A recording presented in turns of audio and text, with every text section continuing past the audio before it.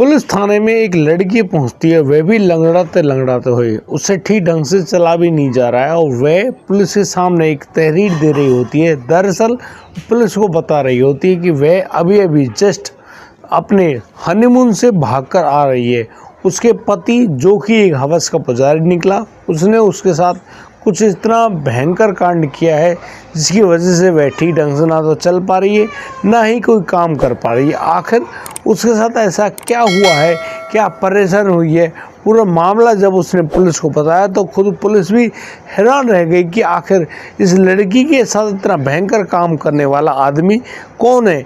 और यहाँ पर जब पुलिस पूरी जानकारी निकालती है तो पुलिस को मालूम चलता है कि यह कोई अट्टा पट्टा आदमी नहीं, खुद पेशे से डॉक्टर है। और वह डॉक्टर कुछ इतना भयंकर काम कर देता है कि उस लड़की की चीखें निकलती है। करीब 4 घंटे की लगातार मशक्कत करने के बाद वह लड़की उस डॉक्टर के चंगुल से निकल भागती है। लेकिन वो भागती कैसे, उससे तो चला भी नहीं जा रहा है और वह लंगड़ाते लंगड़ाते हुए अपनी जान बचाने की पूरी कोशिश करती है। और फिर वह गोवा से भागकर अपने घर पहुंचती है। तब जाकर उसके माता पिता के सहयोग के बाद वह इस पुलिस थाने में आ पाई है और इस रिपोर्ट को लिखवा रही है।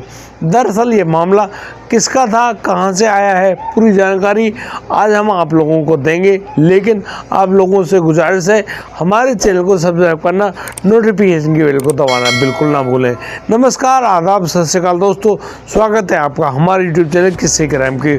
और दोस्तों, आज का बेहद ही हैरान कर देने वाला मामला सामने आया है महाराजगंज उत्तर प्रदेश से। दरअसल यहाँ पर एक लड़की है, उस लड़की का नाम गीता, जो कि एक परिवर्तित नाम है, क्योंकि यहाँ हम किसी भी लड़की या महिला का नाम बिल्कुल भी सही नहीं लेंगे, क्योंकि ऐसा लेना किसी की भी प्राइवेसी में ज़बरदस्ती झांकना साबित होगा। दोस्तों, ये गीता नाम की लड़की, जिसके माता पिता उस लड़की, जो कि खुद भी काफ़ी अच्छी पढ़ी लिखी हुई है, उसके लिए एक अच्छा सा वर्ड ढूंढ रहे हैं और उनकी तलाश लगातार जारी है। वे सभी जगह अपने यार, रिश्तेदार सभी के पास फ़ोन करते हैं और फिर उनको एक बहुत ही अच्छा रिश्ता मिलता है। वह रिश्ता होता है रत्नेश गुप्त नाम के एक व्यक्ति का।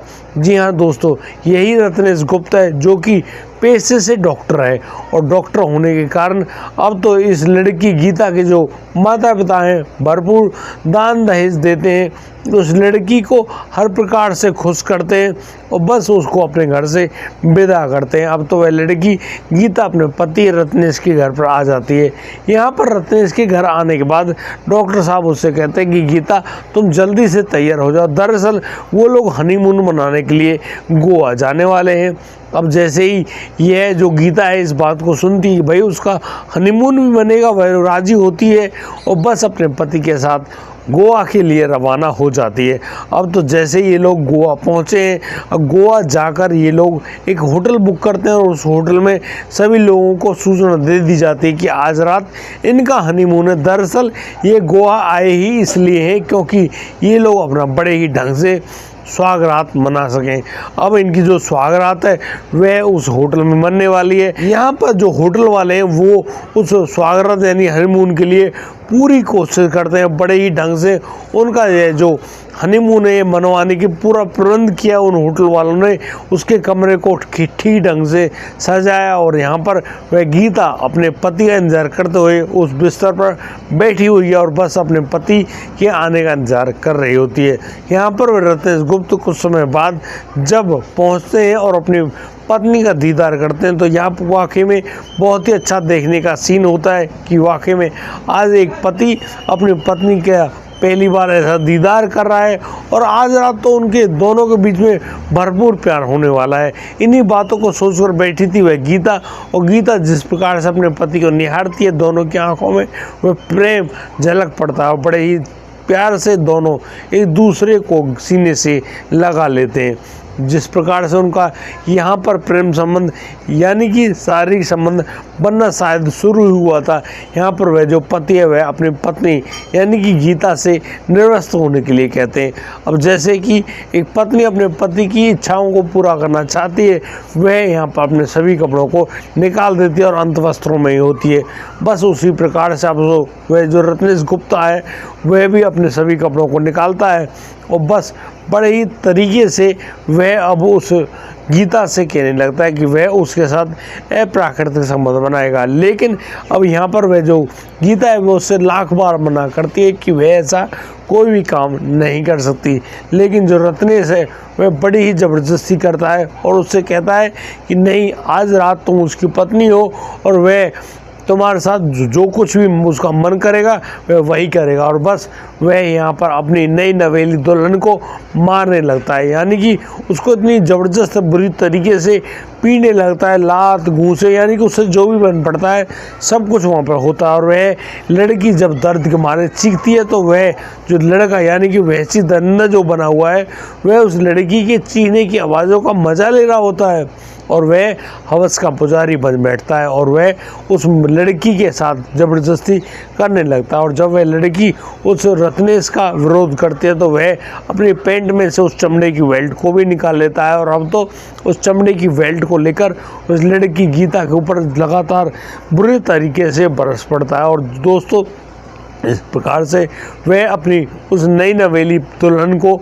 मारता है। अब तो वह दुल्हन बहुत ही ज़्यादा दुखी है, परेशान है, रो रही है और बार बार अपनी जान बचाने की कोशिशें कर रही है।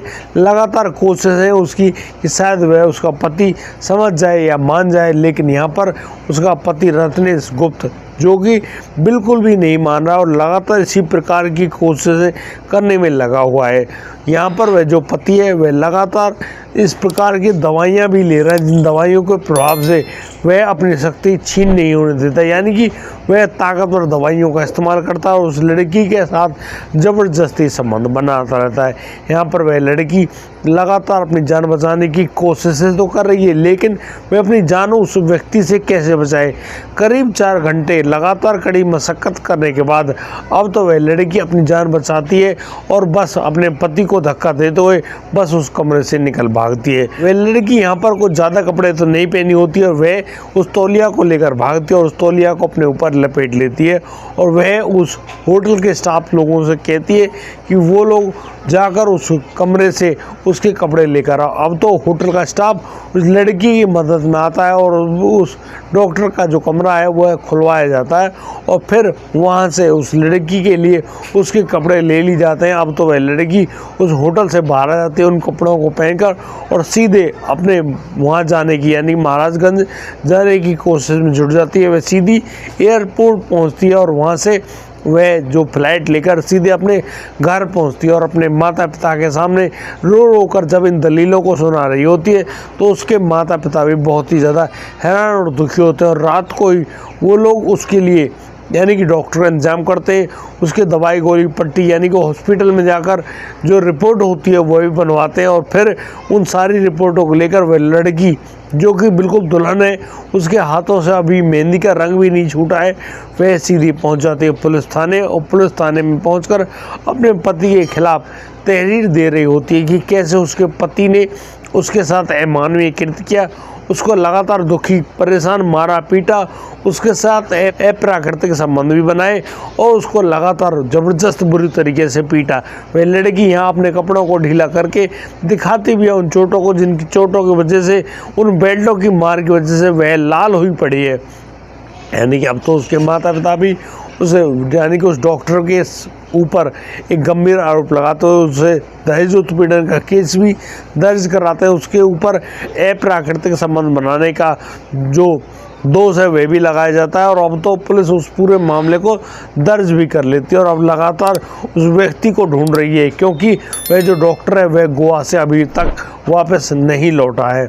अब तो उस लड़के यानी उस डॉक्टर को गिरफ्तार करने के लिए जो वहाँ की जो पुलिस है वह अब गोवा के लिए रवाना हो गई है और अब उस जल्दी उस वैसी दरिंदे को गिरफ्तार करके लाया जाएगा। दोस्तों, इस पूरे घटनाक्रम को सुनाने का उद्देश्य किसी को परेशान करना नहीं है, किसी का दिल दुखाना नहीं है, लेकिन दोस्तों इस पूरे घटनाक्रम के माध्यम से हम लोग आपको बताना चाहते हैं कि यार इतना वैसी और दरिंदा होना ज़रूरी है। यार तुम हवस के पुजारी हो, तुम लोग साबित क्या करना चाहते हो? अरे एक लड़की है जो कि पत्नी रूप में आपके पास आई है, आप उसके साथ सारे संबंध बनाते हैं जो कि आपका अधिकार है, लेकिन वह प्रेम पूर्वक होना चाहिए, इस प्रकार से दुष्टतापूर्वक नहीं। आप लोग तो अपनी कुछ दुश्मनी निकाल रहे हो भाई उस लड़की से, जो कि निहायत ही गलत है। ऐसा शायद आपको नहीं करना चाहिए। और इन बातों में आप लोग साबित क्या करना चाहते हैं? अगर उस लड़की को दिखाना चाहते हैं कि आप ताकतवर हैं, और ऐसे ताकत कौन दिखाता है भाई? आप लोग काम करिए, बड़े ढंग से रहिए, और बिल्कुल काम वासना आप पर हावी है तो अपनी पत्नी के साथ प्रेम पूर्वक अपनी वासना को निपटाइए, कोई दिक्कत नहीं है। लेकिन अब जबरन उस लड़की के साथ प्राकृतिक रूप से संबंध भी बनाते हैं, उसके साथ जबरन मारपीट भी करते हैं, उसकी जान भी लेने की कोशिश करते हैं, जो कि निहायत ही गलत है। और वह लड़की जो कि अपनी स्वागरात से निकल कर बाहर आ रही है, वह भी लंगड़ाते हुए चल रही है, यानी कि उससे ठीक ढंग से चला भी नहीं जा रहा है। यानी कि तुम उसके साथ करना क्या चाहते हो? लेकिन पुलिस अब जो करेगी वह तो पुलिस करेगी। अब तुम बेफिक्र होके जेल की रोटी काट तोड़ना, क्योंकि यही तुम्हारे लिए लिखा है। किसी भी इंसान का इस प्रकार से वैसी होना बहुत ही खतरनाक है। आप अपनी पत्नी के साथ बड़े ही प्यार से रहिए, बड़ी ही मोहब्बत से उनके साथ जीवन जिए, और अपने जो बच्चे हैं भाई अपनी घर से जीवन है उसका आनंद लीजिए, प्यार से रहिए। क्या किसी ने आपको रोका है? लेकिन नहीं, आप लोग वाकई में गंदी मानसिकता के लोग हैं, और जिन लोगों की मानसिकता गंदी होती है वह अक्सर इसी प्रकार के कांड किया करते हैं। इनको काम नहीं, इनको हम कांड कहेंगे। और दोस्तों, यदि आपको हमारी ये वीडियो अच्छी लगी हो तो आप लोग हमें लाइक करें, कमेंट करें, शेयर करें और सब्सक्राइब करना बिल्कुल ना भूलें। और दोस्तों, हम लोगों को लिखकर बताएं कि यहाँ पर आपको ये स्टोरी कैसी लगी। तो अब दीजिए मुझे इजाज़त, मिलता हूँ कल, लाता हूँ एक और नया संजीज मामला। तब तक के लिए आप बढ़िया रहें, बेहतरीन रहें, अपना और अपने परिवार का बखूबी ख्याल रखते रहें। जय हिंद, जय भारत।